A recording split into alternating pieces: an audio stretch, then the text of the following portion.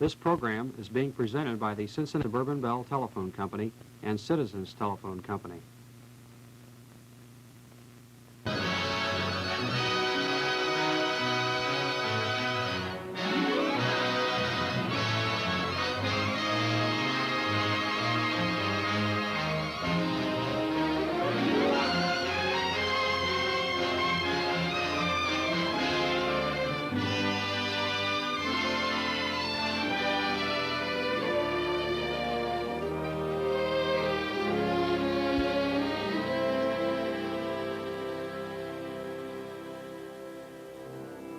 Sailing toward a distant shore on a summer night, this ship is participating in the greatest international peacetime operation in communications history, the laying of the first transatlantic telephone cable. It was in New York on November 27, 1953, that the transatlantic telephone cable project officially began, as a contract of international cooperation was signed by top executives of the American Telephone and Telegraph Company and the Eastern Telephone and Telegraph Company. In London, almost simultaneously, Great Britain's then Postmaster General signed for the British Post Office. In Montreal, Canada's cooperation was assured by the director of the agency in charge of overseas communications. This was a remarkable contract providing for the sharing of research, personnel, equipment, and costs. The contract called for the construction of a radio relay system from the United States border to eastern Nova Scotia, a single cable spanning Cabot Strait and across Newfoundland, and finally, 2 deep water cables, one carrying voices in each direction across the Atlantic. It has been possible to telephone from America to Europe for many years by radio telephone, using radio waves broadcast to the sky, which are reflected down on the other side of the ocean. However, nearly all the wavelengths available for telephone communication have already been put to use to handle the ever-growing volume of international calls. Also, at times, atmospheric conditions interfere with the satisfactory operation of the radio telephone system. The answer to improve transatlantic service was a telephone cable from shore to shore. Telegraph cables across the ocean had been operating for nearly a century, but the telegraphic transmission of Morse code was relatively simple compared with the far more complex electronic problem of transmitting many telephone conversations at the same time. A telephone cable had to have repeaters or amplifiers along the route. These repeaters would amplify or boost fading sound patterns at regular intervals along the ocean floor and thus ensure strong and clear transatlantic telephone conversations. The repeaters had to be especially designed by scientists at Bell Laboratories to fit within the cable itself. Then they could be paid out through the machinery of the cable-laying ship to slide down into the ocean depths, there to operate untouched by man for 20 years and more. In the hillside New Jersey plant of Western Electric, nearly 300 men and women worked at the exacting task of producing the 102 flexible repeaters the telephone project required.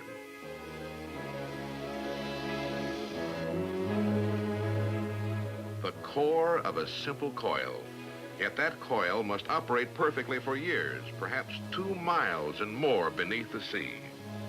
Wound with the ultimate of care, it had to pass microscopic inspection at every stage. With the precision worthy of the finest watch, the parts were assembled into a lucite case which had been tooled by hand to the most minute of tolerances. 17 different units containing vacuum tubes, resistors, condensers were joined together to make up the repeater assembly. Interlocking steel rings provided protection against being crushed by the tremendous pressures at ocean depths. A copper tube outside the steel rings would prevent a single drop of seawater from getting into the repeater and possibly silencing the entire cable. In the cable manufacture, too, beginning with the center core of purest copper, every stage of production at the New Hampshire plant of Simplex Wire and Cable Company involved a remarkable degree of quality control. Around the center conductor of copper, there had to be a whole series of protective coverings, such as insulation of polyethylene. On the armoring line, the cable moved swiftly, growing in diameter with each new tape and covering it received along the way.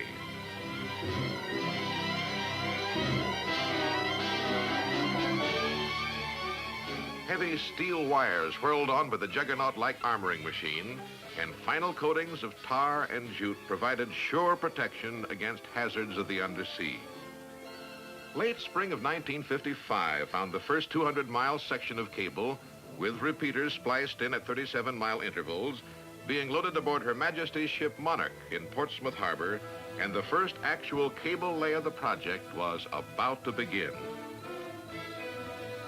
The best possible transatlantic route for the two cables the project required had been determined after long study of the problems involved. The Scottish town of Oban was chosen as the eastern terminus, and the town of Clarenville in Newfoundland as the western. The Monarch lay offshore from Clarenville on a day in July 1955 as her crew began to unload the western end of the cable with oil drums attached so that small boats could tow it into shore.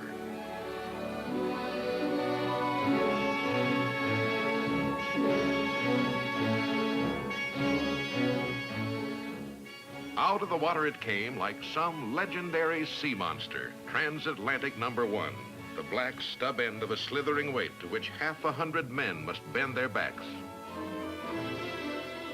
But on this day, as the shore end was pulled into the Clarenville station, it was the symbol of a great beginning. Now there was contact from shore to ship. The Monarch made her way down Random Sound, cable paying out smoothly as the first 200-mile run began.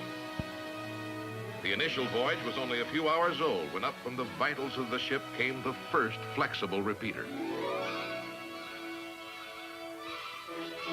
Moving forward along the foredeck, it went over the bow sheaves and down into the icy waters below. To the men in the test room, anxious moments as they checked the signals moving through the repeater to the shore station. But performance was exactly as planned. It was 1 down and 101 to go. The shipboard splicing operation was of special interest to top executives of the Bell system who were on board to observe every activity of the first 200-mile cable run. And as the last of the 200 miles of cable for this first section was paid out, the exact location of the buoy was marked with infinite care.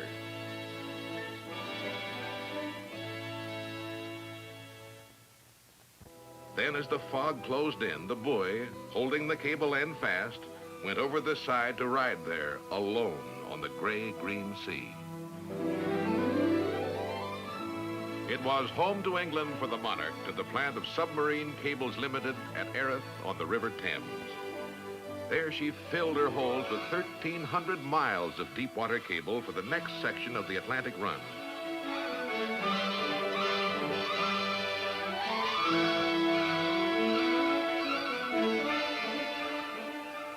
Fully laden, the Monarch could return to that carefully marked spot on the West Atlantic, recover the buoy, and continue the cable run toward the eastern shore station, which was near the colorful Scottish town of Oban. On September 26, 1955, the Monarch raised the buoy holding the eastern shore end of the cable, and the first cable section was completed. Voices could now travel through the cable from Clarenville to Oban, but voices could not travel the other way until the return cable would be completed in 1956. Meanwhile, in Newfoundland, Canadians, Americans, and British were working together as a team, trenching in many miles of cable across some of the most rugged terrain of the island province. Radio relay towers under construction by Canadians and Americans in New Brunswick and Nova Scotia would flash conversations through the air when transatlantic telephone service would begin. The route across Cabot Strait between Newfoundland and Nova Scotia required only a single cable, since rigid-type repeaters, suitable for shallow waters, could amplify conversations in both directions at once. It was April, according to the calendar, and a North Atlantic spring day made this a memorable task to the men of the Monarch as they lowered the repeater into the sea. Now there remained only the final runs of the Atlantic crossing as the Monarch made her way westward, through weather sometimes fair, sometimes foul.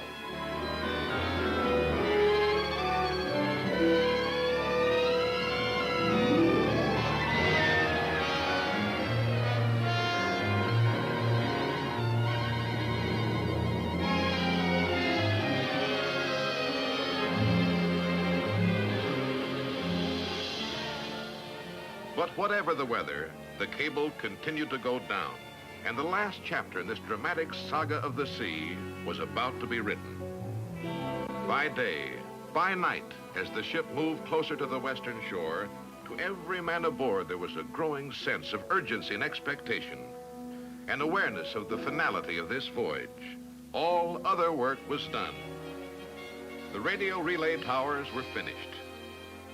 In the overseas telephone exchange in New York, all was in readiness for the added volume of calls the new cable would make possible. The personnel were trained, new positions standing by. In London's international exchange, there was an equal readiness for the new links to be forged, links which would provide improved service not only to Great Britain, but on to the continent as well. And then, as the Monarch sailed back into the very waters where she had laid the first of the cable more than a year before, the buoy was sighted off Clarenville. The raising of that buoy meant the final chapter of the Atlantic crossing. Then on the foredeck, it was actually happening. The making of the final splice was in process. The ends cut clean, armor wires stripped away, the inner cores laid bare, and bracing together of the separate ends. The armor wires replaced and tightly bound. Now all that remained of the Atlantic telephone cable, not yet under sea, was a loop of cable there on the foredeck, a loop that the crew was moving slowly toward the bow. Moving out over the sheaves, down, slowly down, and it was done. The last loop of the Atlantic telephone cable disappeared into the waters of the Sound. In the Monarch's log, the most important entry it had ever known. Final splice completed. Monarch's task finished. In the Clarenville shore station, technicians stood ready and waiting, eager for the first two-way contact through the cables with the Oban station 2,000 miles away. The test was quickly passed with voices racing swift and clear across the conquered deep. There were many who brought this thing to pass. Thousands of men and women in Canada, Great Britain, and the United States, working at 100 different tasks.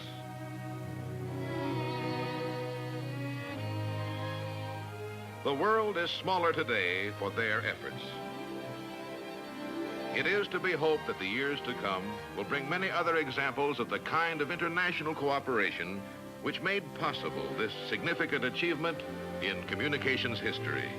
The voice beneath the sea.